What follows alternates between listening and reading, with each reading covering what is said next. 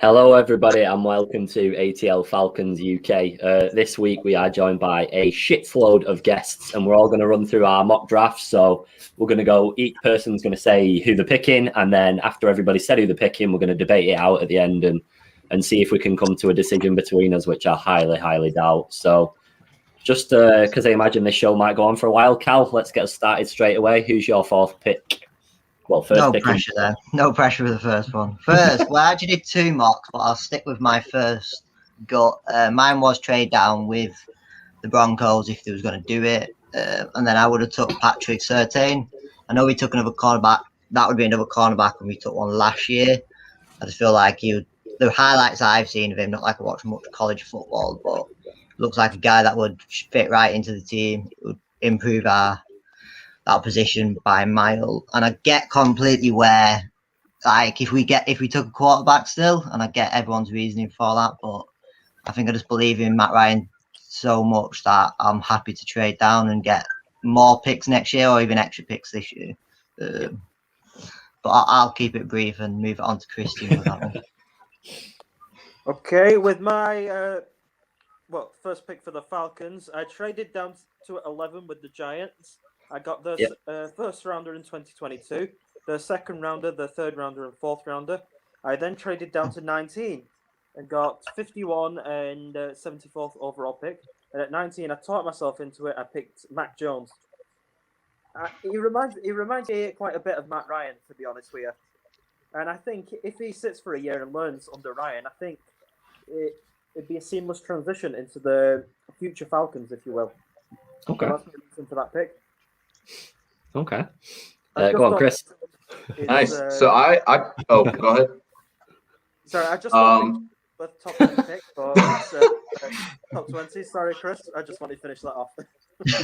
No, you're good, man. You're good. So I'm kind of surprised I'm the first one to say I'm taking Kyle Pitts. Obviously, he's got a great build, 83-inch wingspan. A lot of people compare him to DK Metcalf. And since Arthur Smith likes to run the two tight end sets, I think that just makes a lot of sense. Yeah. And I just see him as one of those potential X factor players. So I'm not trading back. I'm taking Pitts at 4. Take that. So Kyle Pitts is the sexy pick. He's the replacement for when Julio goes. But I decided to trade down with the Panthers, get 2 first-round picks next year and 2023, and their second-round pick, and I took Patrick Surtain. There's loads of wide receivers in the division, and him and AJ will be a force to be reckoned with for years to come. Okay. Awesome. Liam? I decided to trade down with the Broncos to 9. I got the first-round pick and second-round pick this year, and then the first-round pick and third-round pick next year. And then with the 9th pick, I still managed to pick up Pitts. Now, the way it kind of went was Fields was available at 4, and the Broncos came looking. Then the Dolphins actually passed on him because they just went straight for Chase. They went straight for the pure receiver. And the Bengals went for Sewell, which 2 picks that I could potentially see happening. I think in a real life scenario, it's unlikely he's going to fall to 9, but there is a small chance he does. So, yeah, I took Pitts at 9, which I think was excellent value. Yeah, absolutely. Right, Mad Mike, who are you picking? Yeah, absolutely.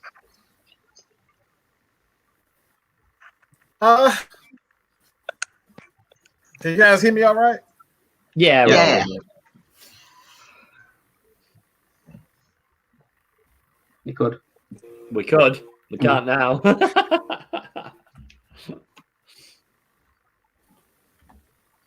Draw a picture of him. Oh, okay. Okay, hold on. I'm just having a little bit of difficulties, man. It's all right. There's always going to be technical issues. Should we jump back to Mike? Should we move on and then jump back to Mike when he's a little less laggy? Yep. Yeah, move on to Will. All right. So I'm delighted to say that I was the first person to take Justin Fields, who is the second best quarterback in the class by a long way.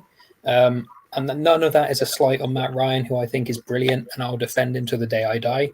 I just think it's better to be ahead of the plan than behind the plan. And having Justin Fields, even if he has these little bits to work out, which are nonsense, give him a year to do that and then see what happens next year or even the year after if you're that worried about it. But I just think it's better to have the plan in place than to be scrabbling around for a journeyman next year or the year after. I get that. Go on, Mike. All right, so with the 4th overall pick of the 2021 draft, the Falcons select Kyle Pitts, tight end, out of Florida. So Trevor Lawrence and Justin Fields are generational until next year when we get another Trevor Lawrence and Justin Fields in the draft. These quarterbacks come in every year. Matt Ryan was in a thin year, and he's probably going to the Hall of Fame. I don't really care about generational talents at quarterback because they may or may not pan out. I mean, look at Ryan Leaf, look at Jamarcus Russell. Yeah. But Kyle Pitts, you're not going to see another Kyle Pitts. Falcons were 26th in red zone efficiency at 54% last year. We have we play a lot of small ball. We don't really have many receivers over 6'1". As a matter of fact, the only two that we have are Julio and Hayden Hurst. We need another big, and you've got Pitts who can sit in that soft area of the zone of the Tampa 2 defenses, as well as get outside of the numbers and run it down the field and stretch the field. Yeah. He seems like a luxury pick, but he's really not at number 4. Right. Okay. I'll take that. Andy, we'll jump back up to you and then move on to other Mike last, just because he's jumped back in. Okay. Willow had the right answer here. The pick of 4 should be Justin Fields, and for the exact same reason as him. I'm a huge Matt Ryan fan. I think he's still definitely good enough to be a top 10 quarterback next season. I think as long as he can avoid his kind of first year uncertainty with coordinators, he could be in the MVP discussion. But Justin Fields is just so good. How often do you get guys who are 6'3", 240, whatever he is, can run a 4.4 and just also happen to be the most accurate passer in the draft as well? I think if you take Justin Fields at 4, I think it's crazy that he seems to be falling this far anyway. If you take him at 4, you've instantly opened up another Super Bowl window for the next 10, 15 years. Maybe he can only just out-athlete people for a decade, but then comes to his passing and he's just as good at that. I'll take that. You've got a lot of fans in the comments as well, mate. If you've clocked on. If people just send me requests, I'll just make pots in order to get compliments. Love it. Mad Mike, have you had any luck yet? I mean, we can't see your face, but if you've got words, then I'm all good.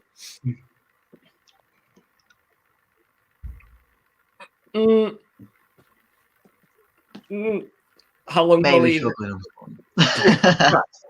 Right, we'll open it up to debate then. So there's a fair few names in there. There's 4 or 5 different names, but who do you actually all think that the Falcons are going to back and why? It'll probably be Pitts or Field. If Fields drops, it's going to be him. And then, as Mike says, Pitts is just an absolute animal in terms of his build and size. Yeah. Sorry, go. No, it's all right. I was just going to say, so do you not see a trade down being a possibility at all then? Are you taking that 4th pick? Definitely. If we get thrown a king's ransom, trade down and stockpile a bit. Yeah. But if not, it's going to be one of those two. I think we missed our chance to trade out when San Francisco made that trade. Took a player out of the trade game. Really devalues what we can do, and also we just, as much as we'd like to have picks, we do have 9 picks in this draft, and the draft this year. I was looking through all the positions, and especially on defense, the draft is super deep, especially on edge and the secondary. So I think that while we do have some good talent up in the front, you can find similar talent, back in the later rounds. But you just and you also have a pretty deep quarterback class. I mean, yeah, you've got Fields and you've got Trevor Lawrence, you've got Trey Lance, but further back you have some people that you can develop. You've got Kyle Trask, you've got Ian Book, you've got Ellinger. And even if they don't do fantastic stuff in college, they could do really well in the NFL, just like if they are blow it up in college and suck it up in the NFL. So it's a completely different game at this point. I wouldn't take Fields, though, simply because the way we've restructured the contract with Matt Ryan, he's here for at least 2 more years. Yeah. And he hasn't degraded as much as people like to think. A lot of that had to do with the with our offensive line play and our schemes. When our offensive coordinator emails the defensive coordinator of the other team the playbook every single freaking week, it's kind of hard to show off. So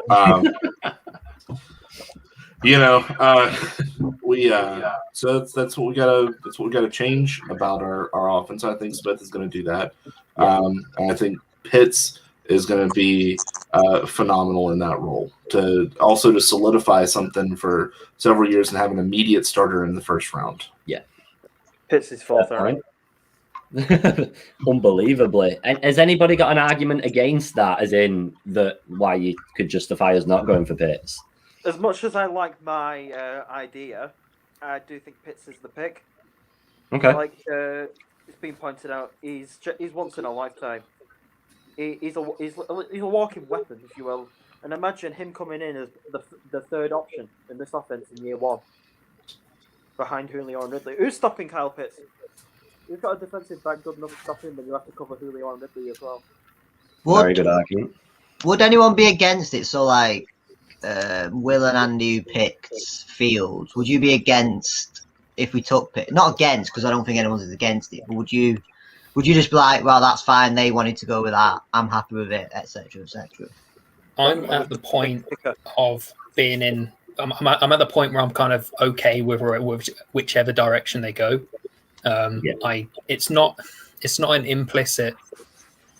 I don't unconditionally trust what they want to do, but at the same time, I'm willing to go along with whatever plan they have, be it Pitts or Fields or Lance. Or, to be honest, I think Lance might actually be the pick, even though I would take Fields. And it wasn't until last week I thought Pitts might actually be the guy. I'm all over the place with it. And I wouldn't want to be in their situation, but I'm happy with letting them do what they want to do, kind of thing.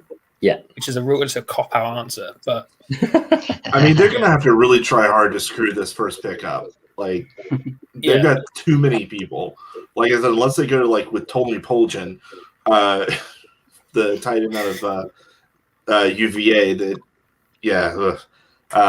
we're good. I think. What's the love for Mac Jones? San Francisco. Liam, try on it. I'm all in for Mac Jones. All in. Go on, because he's the one that's not been talked about much yet. Go on, make your pitch. Do it properly. To be honest, I'm not going to. I wouldn't be taking him, but I think he gets a lot of disrespect for the wrong reasons. I think a lot of the disrespect against him is not based on his abilities. A lot of it's because he plays for Alabama and the offense carries him and the coaches carry him, and I think somebody I saw a tweet earlier. Somebody said that basically no Alabama quarterback can ever be or has ever been good because they're always a good team, and for some reason a good team can't have a good quarterback. But my thing against Mac Jones is just that he's just purely isn't as athletic and talented and hasn't got the arm talent of the other guys. I still think he's very useful, and he will be very useful to somebody. But I think anybody, even though I really like him and what he did for Alabama this season, I think anybody would be mad to take him above the others, to be honest. Yeah. What about Mac Jones as a mid first rounder? I'd be looking at late first round, second round at the earliest if I was a team taking him, to be honest. It's just the position he plays has pushed him up. That's kind of it. Yeah. He's Guy going can to play, be he just listed as isn't quite good Daniel enough. Jones. I think he's better than Daniel Jones, but Daniel Jones was taken way, way, way too high, in my opinion, in that draft. Just a bit. Just because we've got Mike there now, Mike, can we get your first round pick and why you're going for that person? I think the internet, all right, is treating me like Matt Ryan right about now. All right, just totally disrespecting me and won't let me be great. They just won't let me be great right now. But I've been listening to everything you guys have been saying.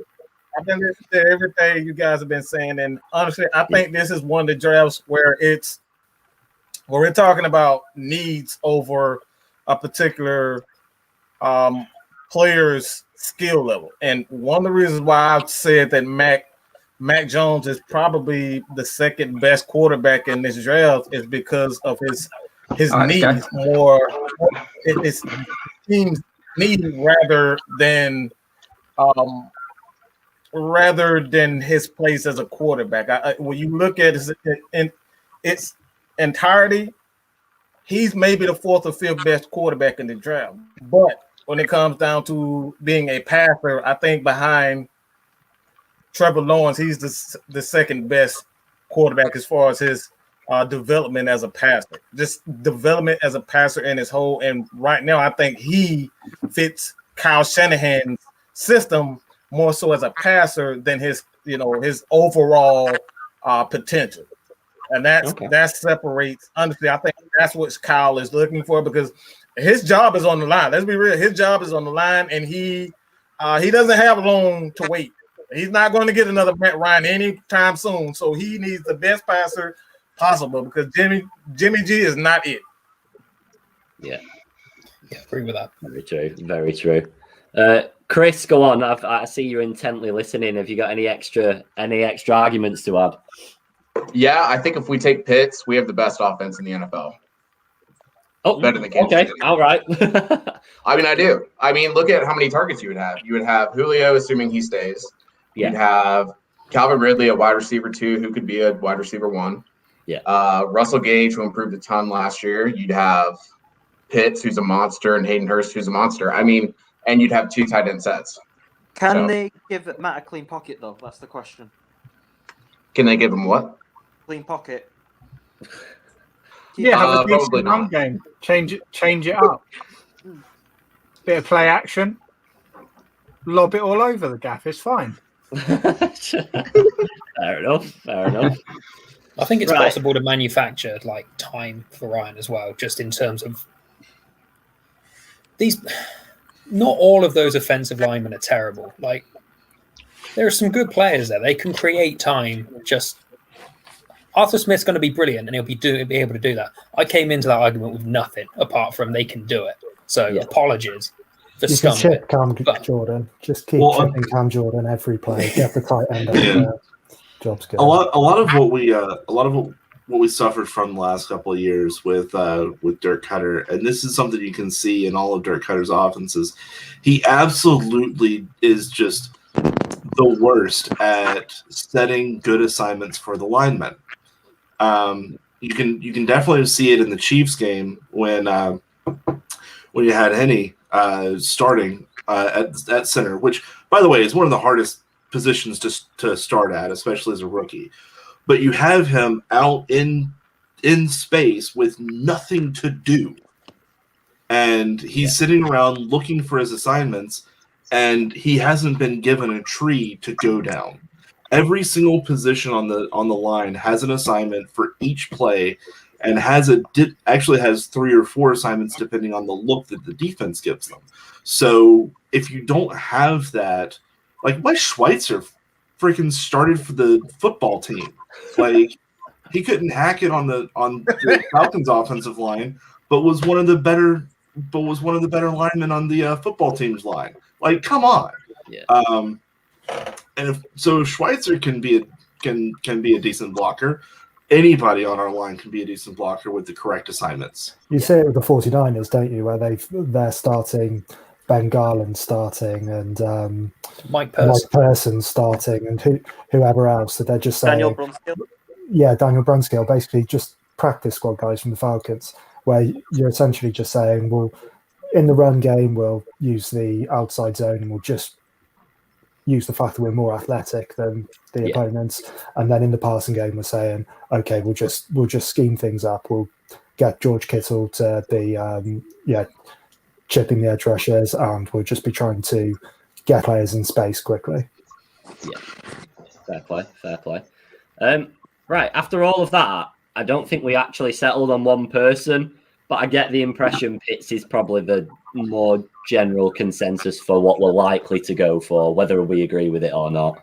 So I'm going to put Kyle Pitts as our number 4 pick, if everyone's all right with that, without me getting beat up or anything. Right, on that note, wow, 20 minutes for one pick. This is going to be a good show. Right, we'll go for pick 2 in screen order again. So, Cal, you get us started. So on my mock draft, this was very surprising. Najee Harris was still there, so I had to take him. There's not a reason that I wouldn't be taking him. I don't personally think he will be there, but if he is there, I think, especially if I pick defensive on the first, I think you can't miss on him. So that's my pick. But then I've got another pick from the Broncos, which was Peyton Turner as well, which is an edge.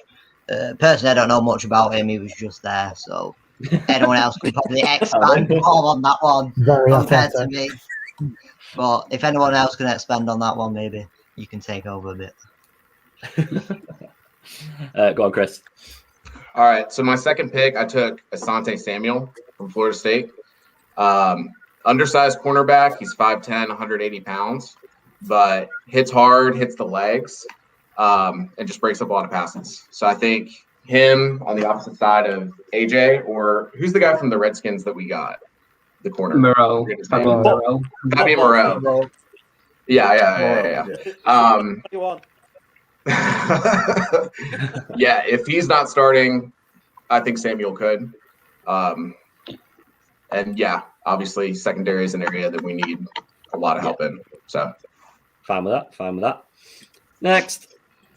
Mine first pick of the second round, which includes the trade with Carolina, is Asante Samuel Jr.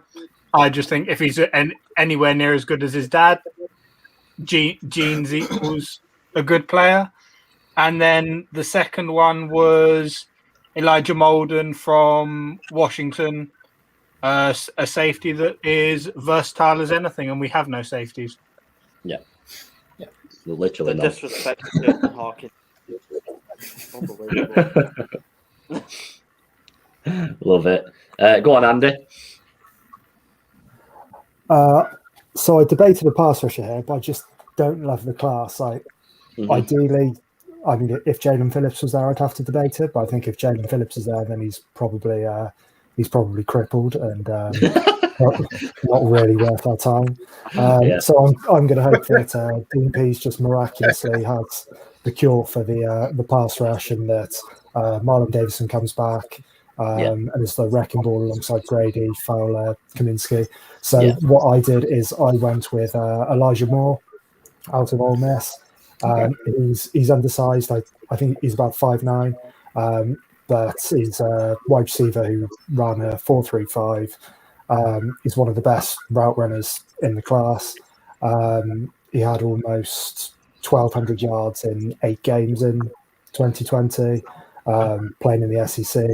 Went for 11 for 143 against Bama. Had over 200 yards in 3 different games. He's just always open. He's a playmaker. Yeah, like that. I'll take that. Mad Mike, your pick.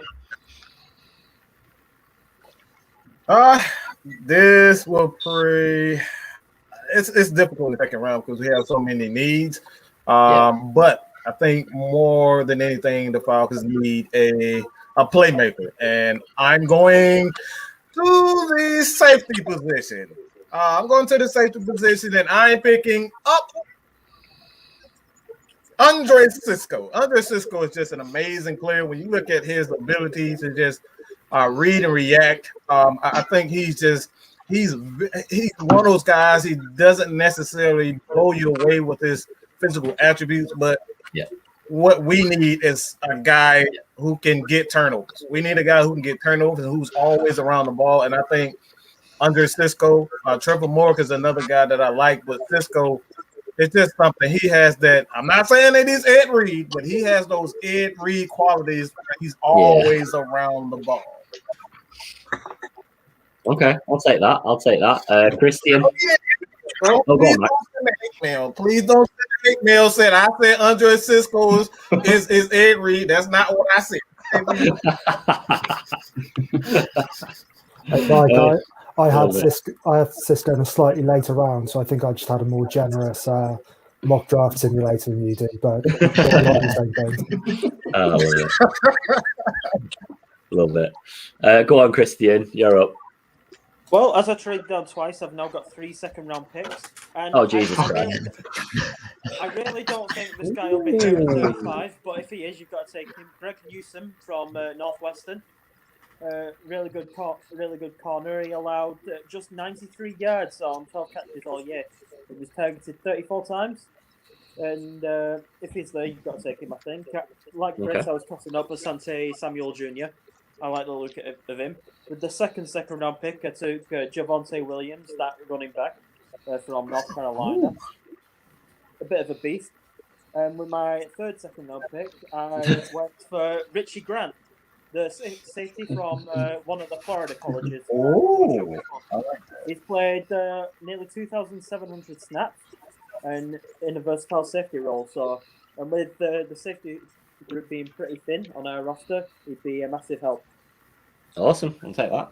I mean, it's a lot more picks than we're probably likely to have, but I'll take it anyway. Go on, Lee. So I've got 2 picks because I traded down with the Broncos. So the first one seems to be the first one addressed in the O-line in this round.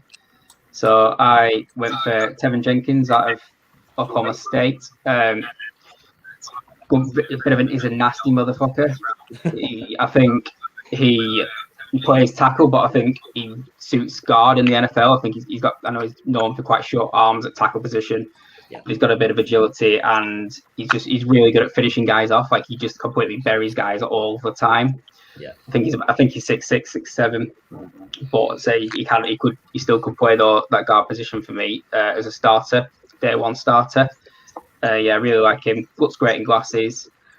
I just think he really brings this aggressive, angry approach that I think could just suit our O-line right now. Yeah. And then my second pick in the second round is Javonte Williams. Personally, he's my favorite running back in the class. He's an absolute tank. Yep. Like that guy goes through you. He just literally goes through you. And I think he will suit our offense on the Smith perfectly because he's used to a guy that can go through people in Derrick Henry. He's a pure power back, breaks tackles, got speed. I think he's either 20 or 21 years old. So I think he's the youngest of the 3 main guys. He just brings it all for me. And I think maybe some people might say he's a little bit of a reach at that pick, but I really like him. And I think I'm going to state it now that he's going to be the most successful running back out of his class. We will clip that for future reference, just in case. So we'll come back to this one.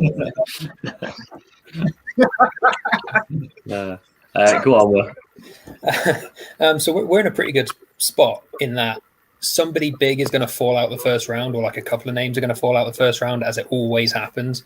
And the one that I've got falling out that ends up coming to us is Gregory Rousseau, who I think is getting a bit of a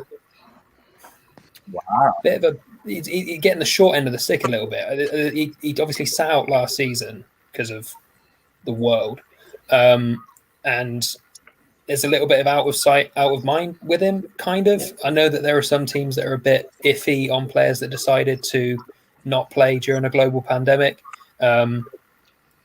If that's your bag, fine. But he's all right. He'll do a job, you'd hope. And we desperately need to get the quarterbacks this year. And you'd like to think that him in rotation with Fowler, if he's fit, Grady, Jarrett, Marlon Davidson, whoever else, can do a job and potentially sort of take on a bigger role in the coming years. But he's a contributor from day one, and I'm happy to have him. Yeah, take that. Last but not least, Mike. So, I'm going a little bit different route. Liam, what did you say your first second round pick was? I couldn't hear that. Tevin Jenkins. Okay. So my second round pick was actually not going to be mine, but like Will was saying, with people falling out of the first round, he was available, so I took him. Creed Humphrey, center out of Oklahoma. He's another guy that's going to be around the NFL for a very long time. We've got Matt Hennessy. He did most of his work last season at the guard position. Creed Humphrey is a pure center. Analysts are saying that he could start in the NFL for the next decade. And honestly, we need another Todd McClure. And Creed Humphrey looks like Todd McClure. So you have for those guys who are not fans too terribly recently, Todd McClure is Alex Mack's daddy, as far as centers are concerned. Even though Alex Mack is a phenomenal center, but I mean, come on, Mud Duck was absolutely the GOAT for us at center, and he can really be attributed to a lot of Matt Ryan's early success, because you have somebody that's right there and can really teach a younger quarterback the ropes. You've got Creed Humphrey, comes in, starts at center, learns from Matt Ryan, and then transfers that knowledge to the next QB. I mean, that's going to be not only your foundation pick for now, but also going to be somebody that's going to really transfer the knowledge from Matt Ryan into the future. Okay, I'll take that. We've got a technical issue now, because this debate part is going to be insane, because nobody's gone the same sort of route, really. So I don't know who wants to start or who wants to make the biggest pitch, because you got everyone to fight for it. No, I'll just say you said Todd McClure, and I got goosebumps. So I'm more than willing to give up my pick. I think it's that thing. I think a few of the experts have said Humphreys is someone that coaches would bang the table for to be picked. So if coaches are high on him, I think it's worth it. But again, I think we've got to go a bit defensively. If a big name drops, you got to go there, because we were shit last year in that side of things. Yeah, say that. I think shit's an understatement, to be fair. I'm just not high on the pass rush, on the edge. The comment mentioned earlier that the edge class isn't deep. It is deep, because you've got the same talent in the first round as you would get in the third and fourth rounds. The problem is the talent just isn't that talented. But of course, I mean, when you're coming off of a draft with Chase Young, the result, the talent next year is gonna pale in comparison, of course. But yeah, everybody's got very similar skill sets in edge, and I think we can pick up somebody. I don't have us pick an edge until the fifth round. Okay. For an example, so I think out of all of those guys who are mentioned, if you're asking me, I think that Tevin Jenkins is the most talented guy. If he somehow falls to 35 and he's on the board, you run that card in and he starts on your offensive line for the next decade easy. Okay, I'll take that. I say corner or safety, to be honest. Need a running mate for AJ, and safety is very thin. I agree with that. Yeah, I'll say that. Got Mad Mike, if you got anything to throw a spanner in the works, because we're struggling to find one person at the minute, and I don't know who I'm putting in my mock draft. Right.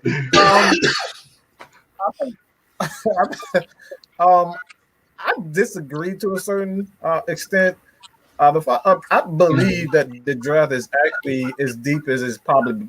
The thing is that there's no clear number one. A guy like a Chase Young that sets himself apart. But when you look at the draft and the edge in its entirety, a lot of these guys have similar traits, and that's the issue. When you have guys with similar traits, you start looking at things as far as their physical stature and leadership and things of that. So I actually I like.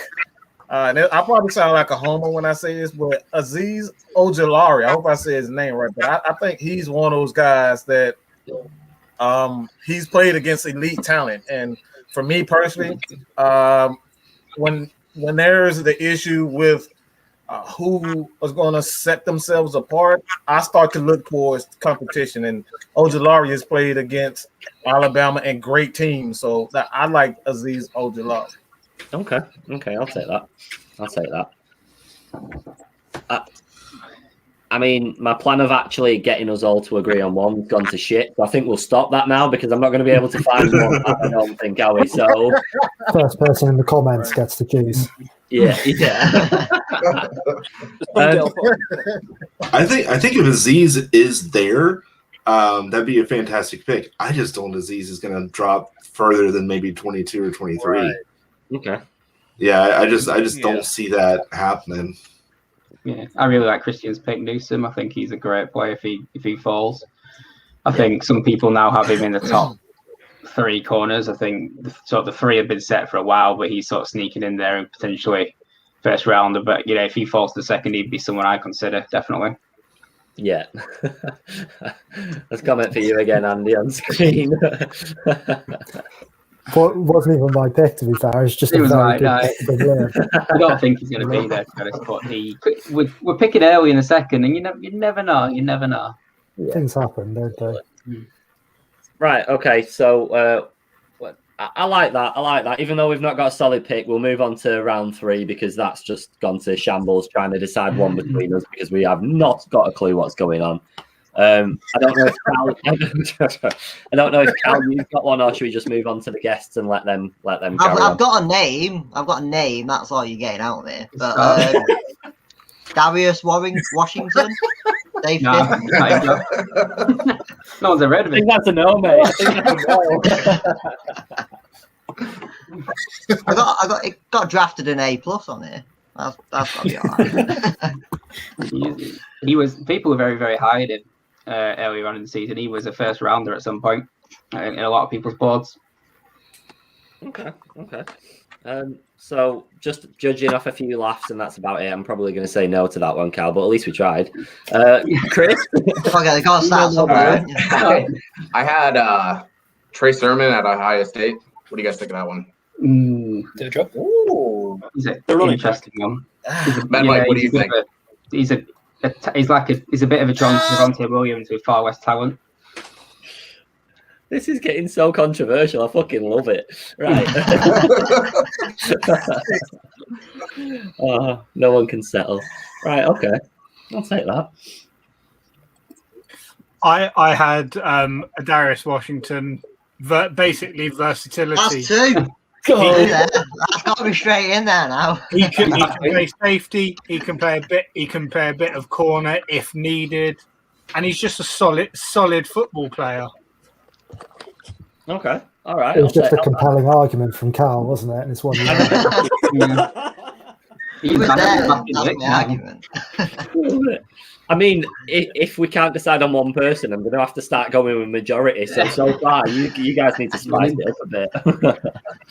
Go on, Andy. I went with Tyson Campbell from Georgia. He's cornerback. I think he's one of the best man coverage guys in the draft. His issue is that he doesn't turn his head at all. Like, he has no idea what's going on with the ball. He's just sticking to people. So against Alabama, for example, I thought, I don't know if you watched it, Liam. You're an Alabama fan, aren't you? But he played 90% of the game really well, and then just got completely lost and gave up a 90-yard touchdown to Jalen Waddle. But for the vast majority of snaps, he looks great and he looks as if he should be in the first round. He just doesn't turn his head. He doesn't play the ball. And I'm hoping that is something that you can coach him on and something you can get into him, because as just a pure coverage guy, he's strong, he's fast, he's physical. He can do all of that. He just needs to learn and turn his head. Okay. All right, I'll take that. Raw potential. Nice. Mad Mike, you're up.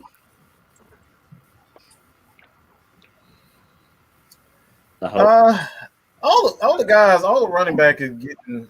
We're talking about all the big guys in the running back position is getting a lot of love. So I'm gonna show the small guys a little bit of love. I like the guy Kenny Gainwell.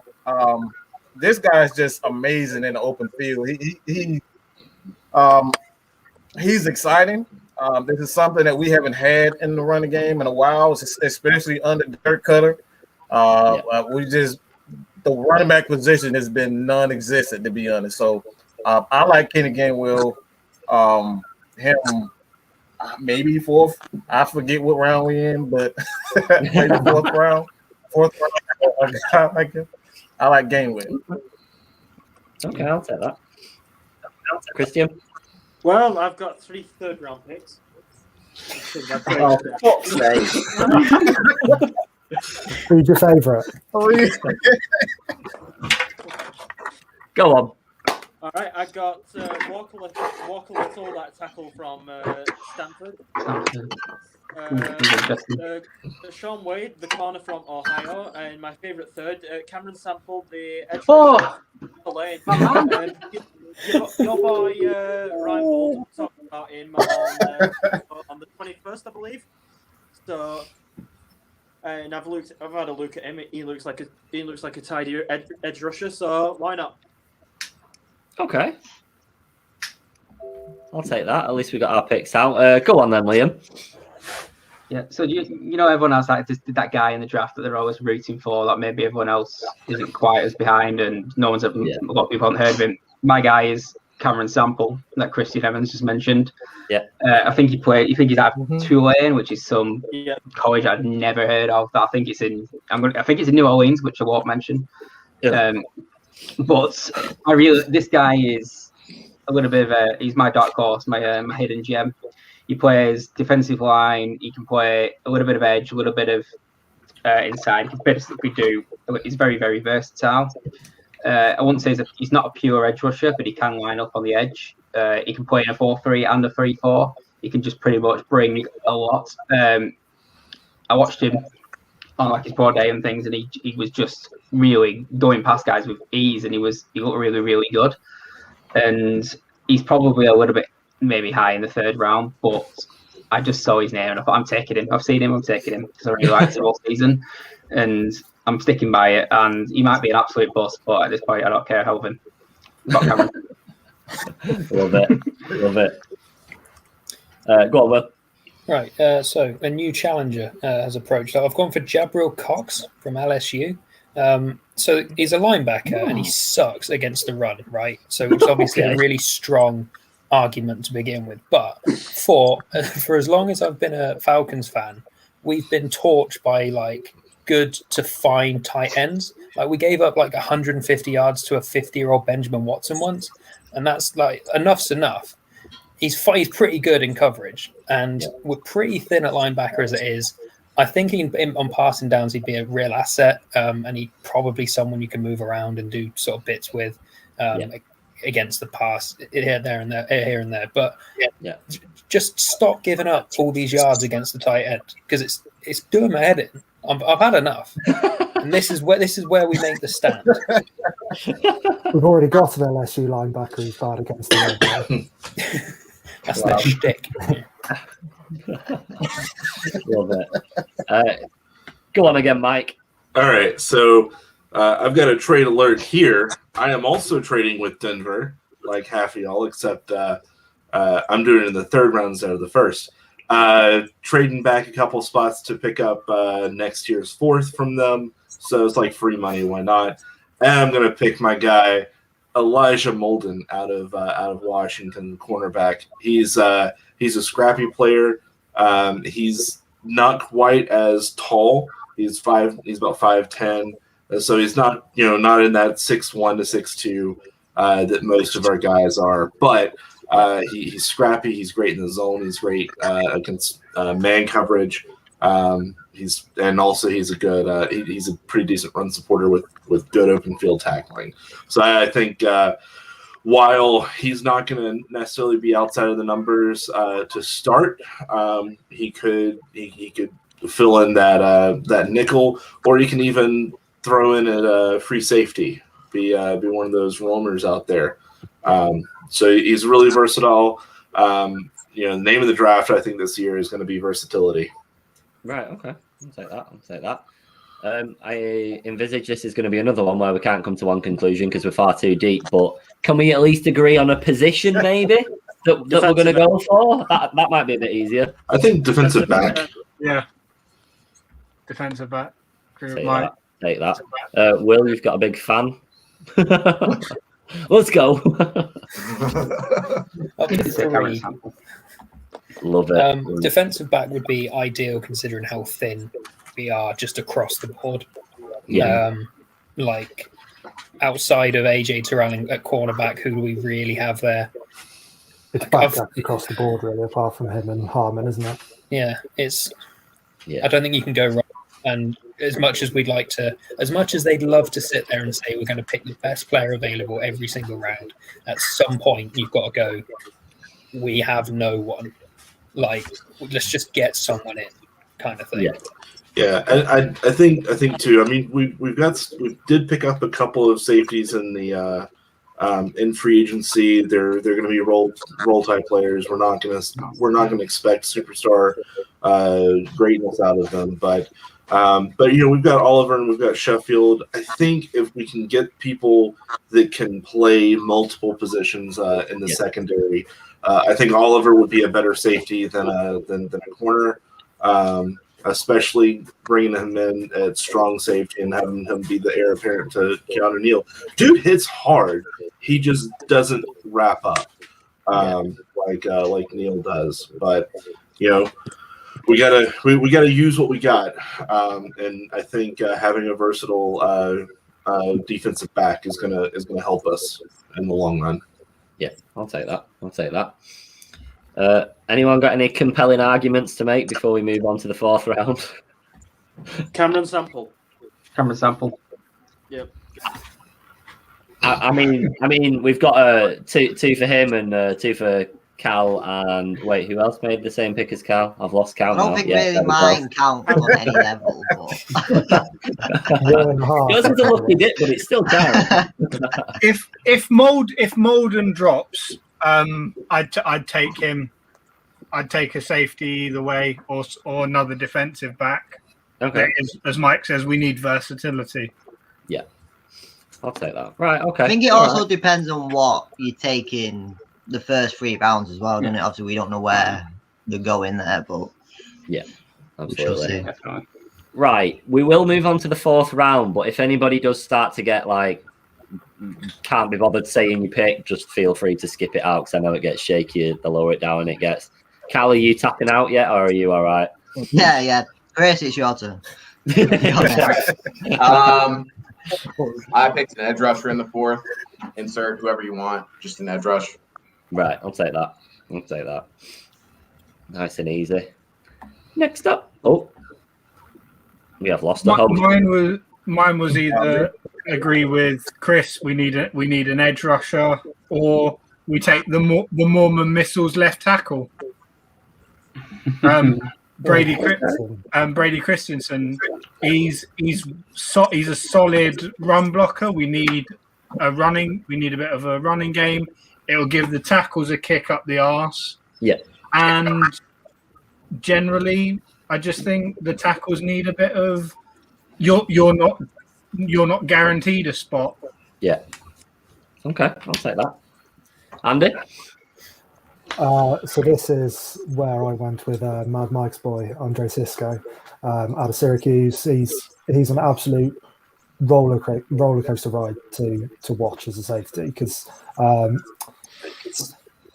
Mike made the comparison to Ed Reed. I think he guaranteed that he's better than Ed Reed, which but he's got that kind of range. He's got those ball skills that you're looking for in a free safety, but then he will just completely misread a play. He'll be 30, 40 yards away from the ball. He'll try and fill the wrong gap in run support. And it's purely a fact of he just needs to stop kind of doing his own thing and just go for the kind of safe option, and then use those instincts, use those ball skills when the opportunity arises. Yeah, I'll take that. Sorry to distract everyone a little bit, but Matt's comment, I could not ignore that one. I don't know if anyone's willing to fight him on top of that hill or stand with him. We're talking this guy going into the third hit. Love it. Wow. Love it. Right, order's just gone to shit because a few people dropped out. So, Mike, you're up. All right. So I did pick. Sorry, Mike Brunson. Sorry. It's too nice. I know that. along the same lines as the versatility, I'm going to stay in the secondary. I picked up Talanoa Hufanga, safety out of USC. Dude looks like mini Palomalu, and not just plays like him, but actually freaking looks like him. He's got the hair, he's got everything. He's a guy that can come up and he can cover those tight ends. He can come up play linebacker. He's kind of a bigger bodied safety. He can come up play linebacker. He does really well against the run. His nose is always towards the football. Really, really love watching him play. I got to watch several games thanks to VPN, and get into some of those regional USC games. And he's an absolute baller. And I think he would be a steal in the fourth round. Yeah. Who was that? Talanoa Hufanga. He's number 15 on USC. Trojans football team. He's listed as a linebacker safety hybrid, and he could actually absolutely do that. He may be a Dollar Tree Palomalu, but you can get some good deals at Dollar Tree. I'm just saying. I like that in a down year for safeties, we've had an Ed Reed and a Troy Polamalu comparison. Lofty. Love it. Right, we are now on to Liam. So I'm back on the offensive line again. So I've gone for Robert Hainsey out of Notre Dame. To be honest, this is a little bit of a school pick over an actual pick because if you watch a lot of college football, you know that one thing Notre Dame do is they basically just run the ball down your throat again and again and again. They're a run-heavy physical team, and he's their leader on that O-line. He has been for the last couple of years. He's supposed to be a real character and a good guy to have around. Whether or not he probably wouldn't be going straight into my O-line as a starter.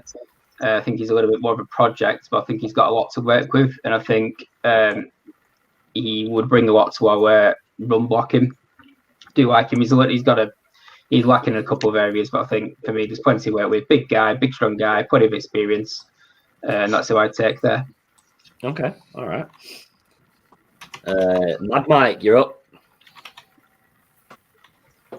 This is a bit of a personal pick for me. If you have watched me for any amount of time, you know that I love Rashid Hickman. Rashid Hickman was the guy for the Atlanta Falcons defense that was one of the most underrated players on the defensive line. Reason being is because he's so big, he's long, and he provides that variety that the Falcons just did not have on the defensive line.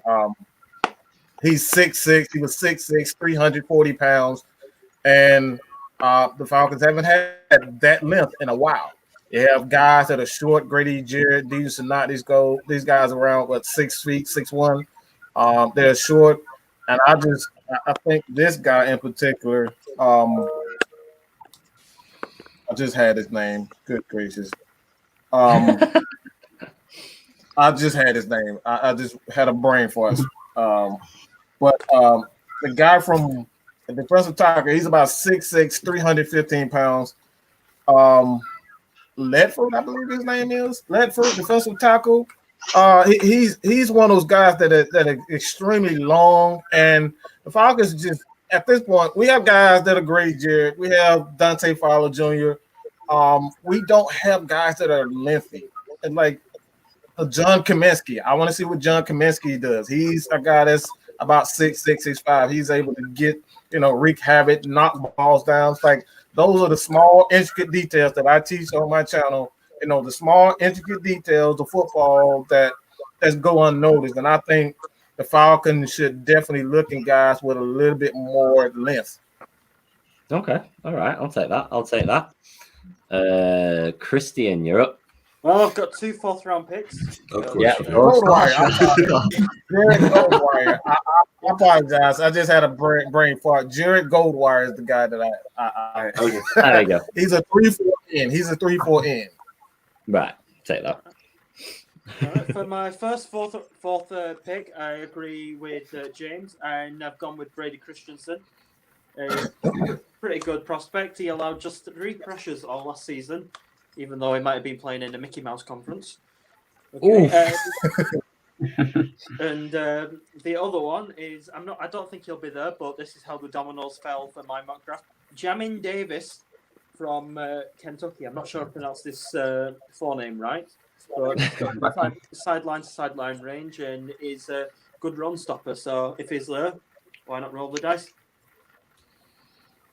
All for that. Will? Right, so I don't watch a lot of college football, but I do play Madden a lot. Nice. And I downloaded a draft class from some guy called Bengal. And in one of my saves, this was my first round pick, and he fell all the way to the 4th round. So Paulson Adebo, cornerback from Stanford. If he's anything like the way that I used him as we're getting a 5 to 10 interception season. Rookie of the Year contender, number 1 outside cornerback. Just a peek behind the curtain as to how the scouting process works in this flat. So that's who we've got at 108. Okay, right. I mean, that is probably the most compelling argument so far. So nobody can agree. No one can argue against Madden. I don't think we really settled on anyone. At least we had a few doubles, so that's a start. Has anyone got any other names they'd like to throw in the mix that they didn't actually pick, but that they'd be willing to take? Did someone mention Robert Hainsey earlier? That was my pick. Yeah, I had him later on, sort of at 182. So I'm willing to double up on your. Jameer Johnson was one for me. The safety from Indiana. Safety, yeah. Yeah.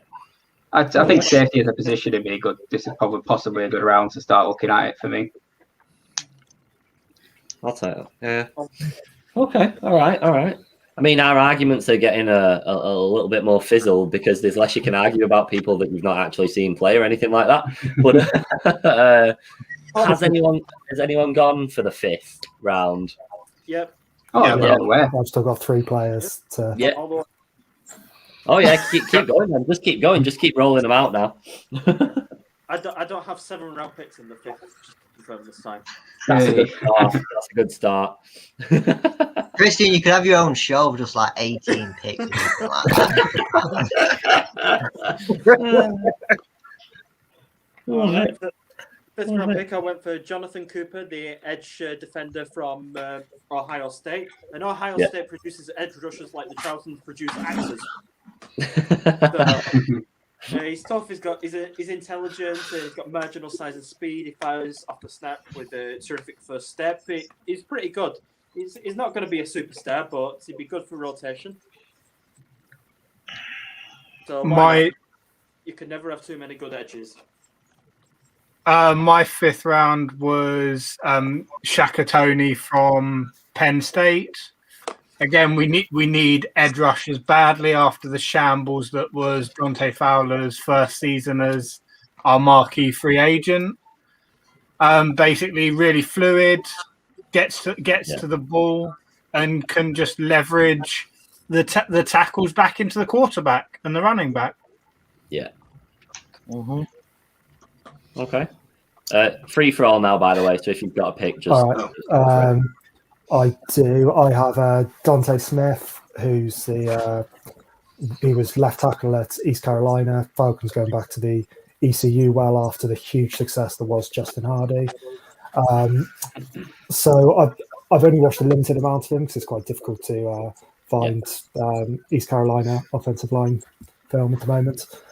But from what I've seen, he was kind of dominating, and then he went to the Senior Bowl, and certainly in the practices, he just looked like a man amongst boys at times. There was one play in particular where he stonewalled someone in who was rushing at him, and then afterwards just like patted the guy on the head and sent him back on his way. And if you don't have an offensive lineman who's just completely emasculating people, then what are you doing, really?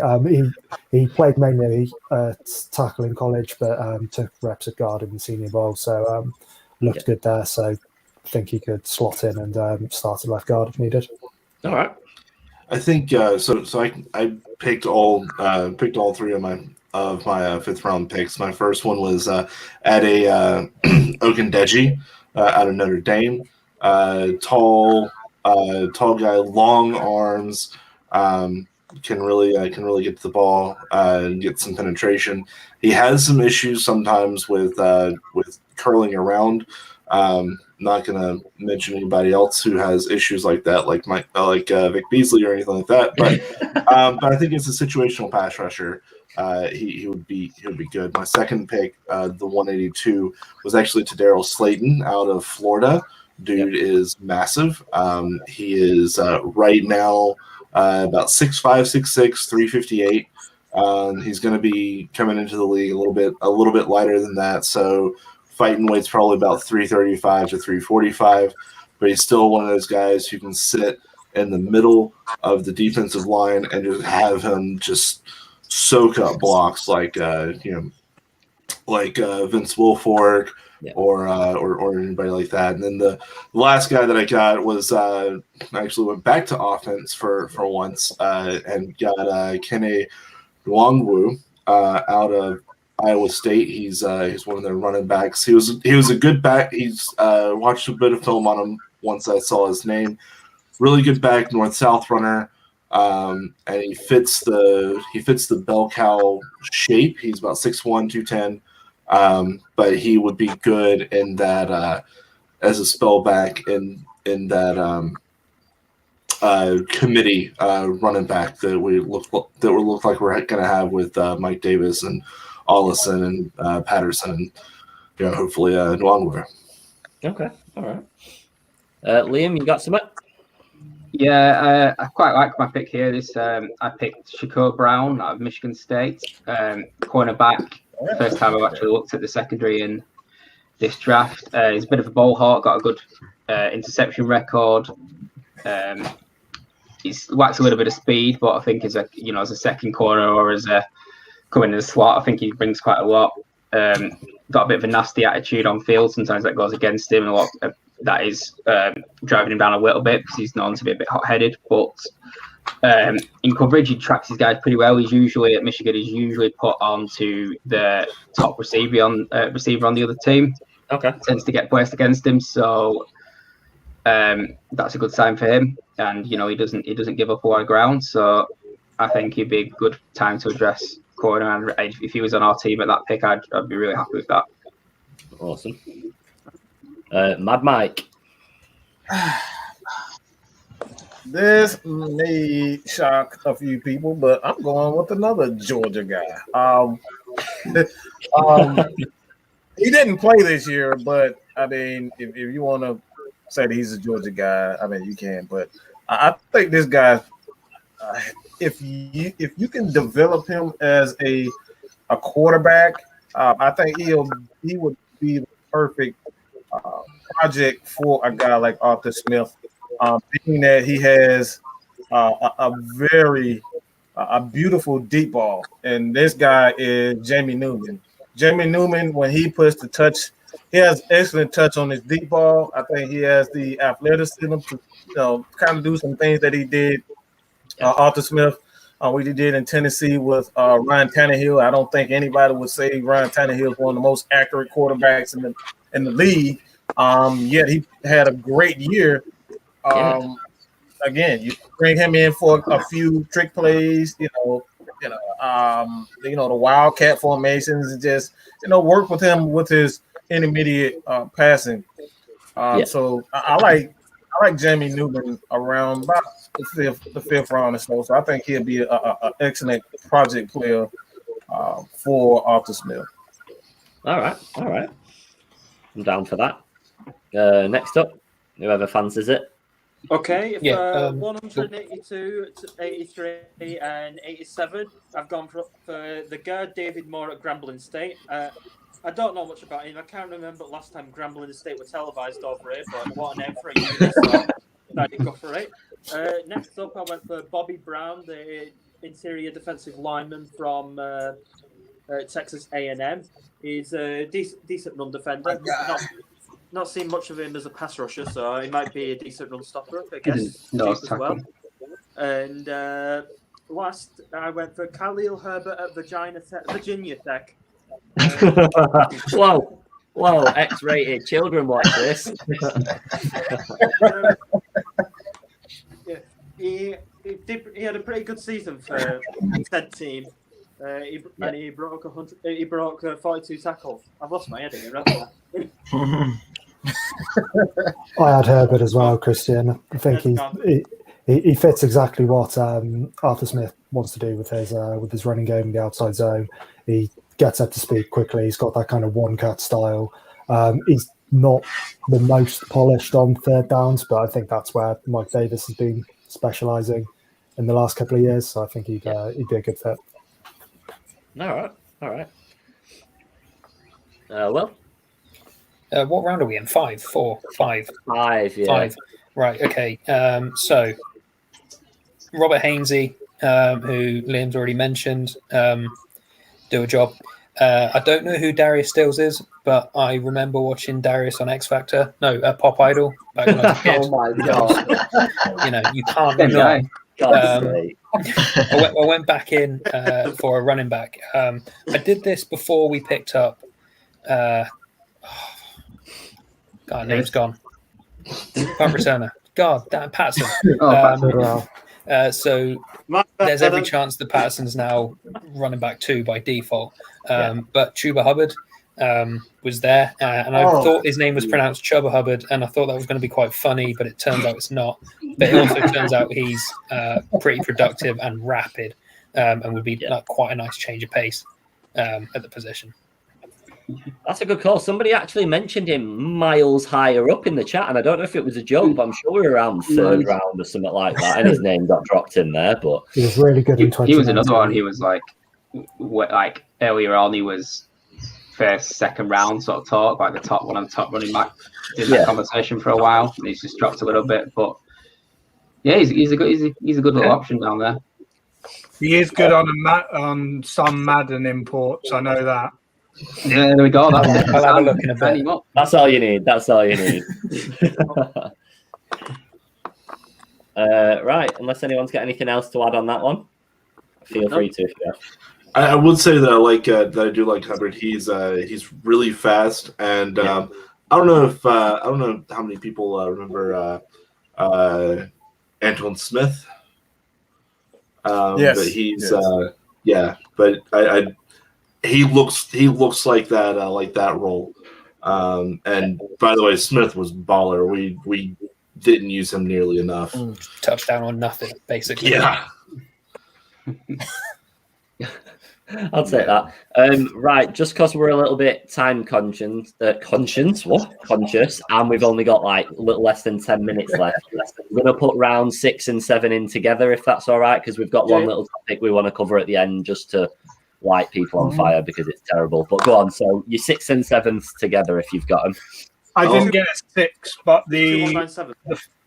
the funny name one was Puka Williams. It just amused. Yeah, that'll do. Right. Okay. I love it. I've got a 6th round pick, which is I've only got one more guy that I chose, and that's Jacob Harris, who's at UCF.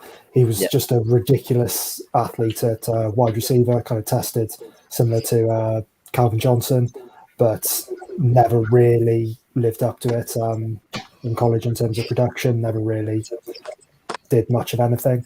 But what I'd do with him was be to put him as like a move tight end, similar to what happened with Darren Waller. Hopefully he wouldn't have the off the field issues that Waller had, so he could be able to progress a little bit quicker than that. But at tight end, athleticism is pretty much everything. I've no idea if he can block, but Jimmy Graham couldn't, and he torched the Falcons for years. Evan Ingram can't catch, block, or run routes, but made the Pro Bowl this year. If you've got someone who's just more athletic than everyone else, put him at tight end and see what happens. Take that logic. And for my last 2 picks in the 6th round, I'm going with 187 Richard LeCounte, safety out of Georgia. I think he's going to be the steal of the draft. Dude was looking like a first rounder before he got injured.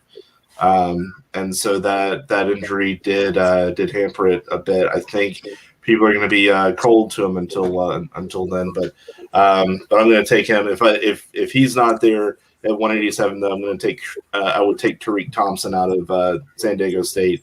He's another just absolutely fantastic cover safety. My last pick of the draft is Ian Book out of Notre Dame. So. I mean, what can be said about him? He's not flashy. He's not terribly fun to watch, but he's efficient. And as a backup, because I mean, I don't think he would be the future, but I'm not going to spend the money for somebody to sit behind Matt Ryan for 2 to 3 years. So I'll give Book the nod at the end of this draft. Awesome. Anyone? Yeah, I've got 3 more picks. I'll wrap them into one. So I took Jamin Sherwood out of Auburn. He's a safety, 6'2" safety, very, very physical. Can come down and hit guys. He's basically a bit of a hybrid safety linebacker. He tackles pretty well, hits hard. Would a bit like Neil, maybe not as talented as Neil, but can play a similar role. You know, he's a hard hitting guy. You know, can dislodge the ball. Could also do a little bit of pass coverage because of his length, but certainly no ball hawk or anything. Then I took Antonio Nunn out of Buffalo, so he's my sort of my receiver pick in there. He's pretty solid all round. He can do a little bit of everything. He's certainly not special in sort of any area, but it'd be a guy worth picking up that we could bring into a few different sets as a receiver. Yeah. And then my final pick was Sam Ehlinger out of Texas. So he's my backup quarterback, and for similar reasons to Mike, he's probably never going to start. I wouldn't plan on ever starting him. He can do everything, but he doesn't really do anything very well. Yeah. He's just a solid guy who, if needed to come in for Ryan, he could pass the ball about and get us by, sort of guy. He might surprise us. There's a lot of talk about him earlier on, and people having him in the 3rd and 4th. But for me, he's not got it. But I'd take him as a backup, and we need a backup. Yeah, absolutely. Anyone? All right. For my last pick, because I mentioned my 6th round pick in that earlier blunder. For the last one, I'm going for Trey McKissick, the tight end from Georgia. Okay. I know nothing about him, but yeah. I love his name, by the way. I love his name. That's what it's all about. About. If it looks good on the back of the jersey, then it's fine with us. Mad Mike, have you got anything? Any later I have ones? one. I have one, and I just want to see a quarterback. KJ Costello, he's one of those guys that I feel as though if you can, if you have the patience and you have the running game to kind of, bring him along slowly. He's one of those guys that have the arm talent.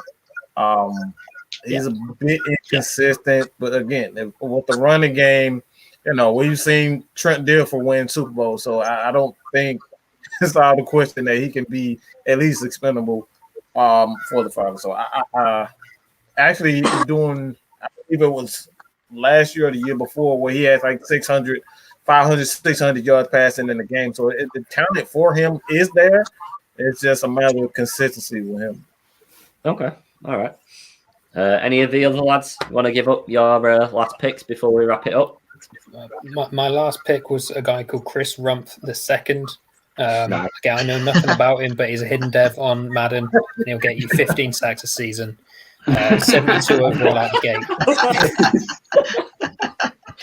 I'm loving the scouting system. I'm definitely going to have to get in on that. Brilliant. Love it. If anyone else has got one, then feel free to do so. If not, we've got one last topic that we can have 2 minutes on. Said all mine. Yeah, we all good? Let's go with that. Right, awesome. It would be rude of us. No, you may not. No. Right. One last topic, because it'd be rude not to cover this with all the news coming out today. A trade for Julio Jones. What are we all saying? Oh, gosh. Okay, there we go. We'll cut you off. No, yeah, go on. If anyone's got any opinions on what we think about that, then feel free. They can call all they want. They're not going to offer anything enough. They're not going to offer enough. Yeah. Yeah, I No agree. way it's happening. He's going to be a Falcon for life, and that's it. Even if he's not 100% fit, he still makes the defense worry.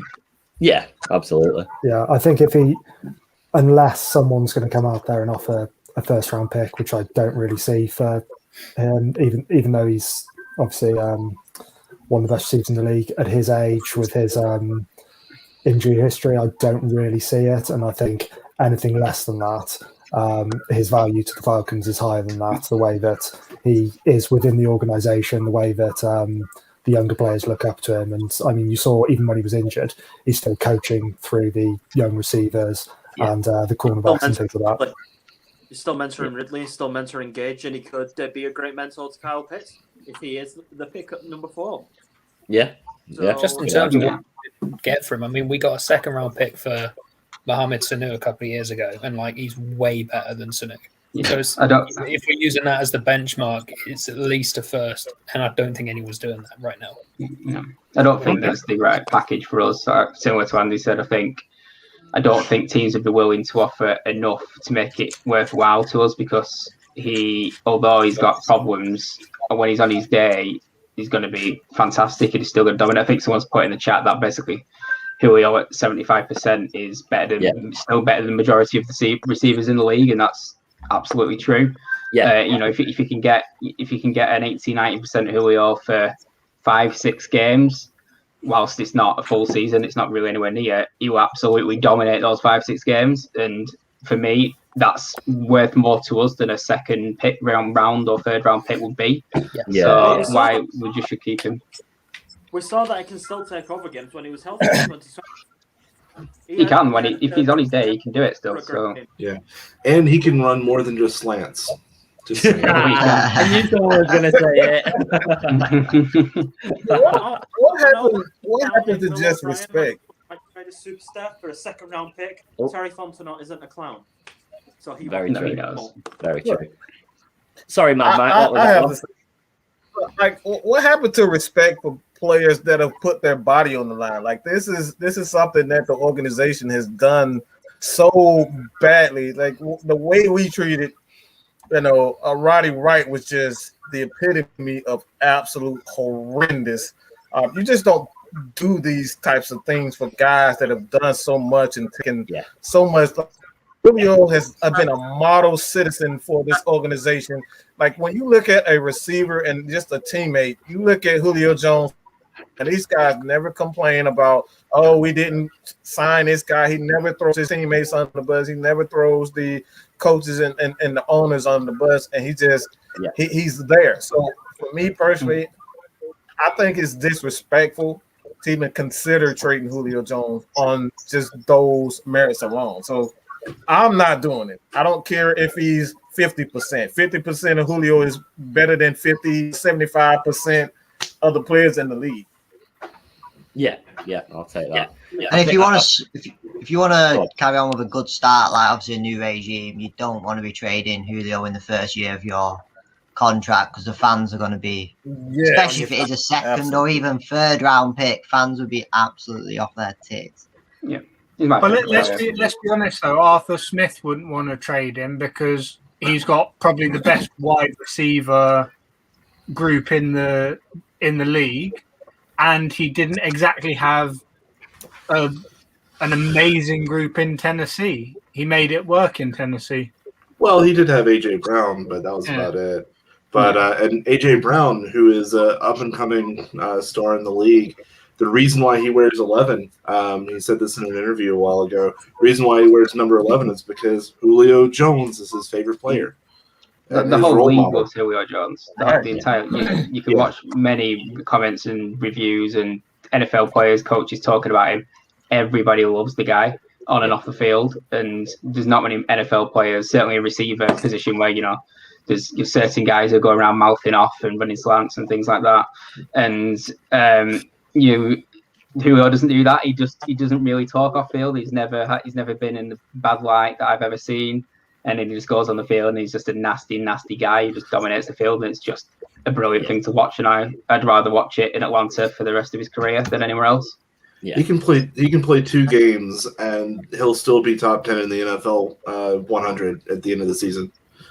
Yep. You're actually right. Spot on. Well, that decision was pretty unanimous then. We didn't even have to debate it really at all. But I'm very glad because it would be weird to see him in any other jersey. On that note, obviously we spent a little bit more time on the earlier rounds, and as it got later on, we kind of botched it a little bit. But it's been an awesome show, especially to get everyone's different takes and see what sort of routes we all think we're going. As the whole point of the show was to try and make one mock draft, and we got Kyle Pitts. And then that's it. So we did pretty well for the actual aim of the show. But it's the one man. It's been a pleasure, lads. It's been awesome talking to you all. And obviously, this is here for reference now. So on Thursday into Friday for us, we'll see if any of our picks end up coming up. So thank you for everyone watching live. There's literally been hundreds of comments tonight. So thank you for everyone for retweeting it and posting it out there, and Maggie and Mad Mike for jumping on from your channel as well and everything like that. So been awesome. Hopefully we will speak to you all soon, probably on draft night. We are going live on draft night if anyone wants to jump on out of you lot or anyone watching as well. And then job done. Sorted, boys. So thank you all for watching. Thank you all for coming on, and we will speak to you all soon. Cheers. Bye.